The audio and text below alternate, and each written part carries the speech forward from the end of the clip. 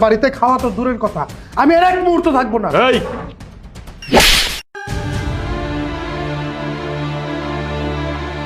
তোমার কত বড় সাহস, তুমি আমার চোখের সামনে আমার কলিজার টুকরো বোনের গায়ে হাত তুলছ। তা আবার কেন? তোমাকে এই বাড়িতে পাঙ্গাস মাছ খেতে দেওয়া হয়েছে। এই কি ভাবছো তুমি?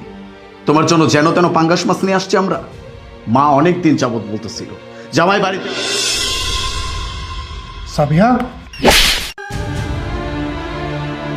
এই তুমি জানো না আমি বাসায় কি দিয়ে খাওয়া দাওয়া করি, আমরা কি খাই? এতদিন ধরে আমার সাথে সংসার করছো, এখন পর্যন্ত এটাই শিখলে না?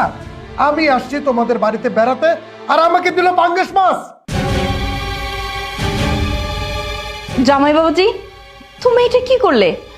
আমার বাড়িতে বসে খাবার টেবিলে তুমি আমার মেয়ের গায়ে হাত তুললে, এটা তুমি কেন করলা? চুপ করুন আপনি, আমি আর একটা কথা শুনতে চাই না। আপনাদের মধ্যে না আসলে আদব কায়দা কিচ্ছু নাই।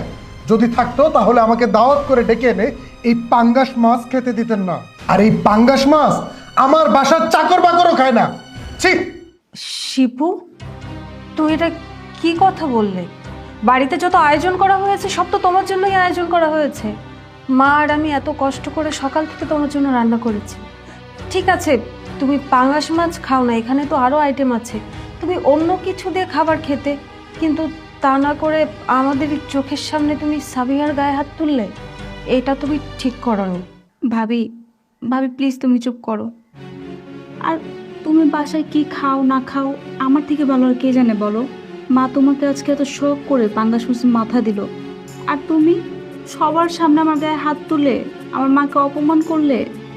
আচ্ছা ঠিক আছে, তুমি খাবে না যেহেতু আমি তোমার প্লেটটা চেঞ্জ করে দিচ্ছি। এই চুপ, একদম চুপ, একটা কথা বলবো না।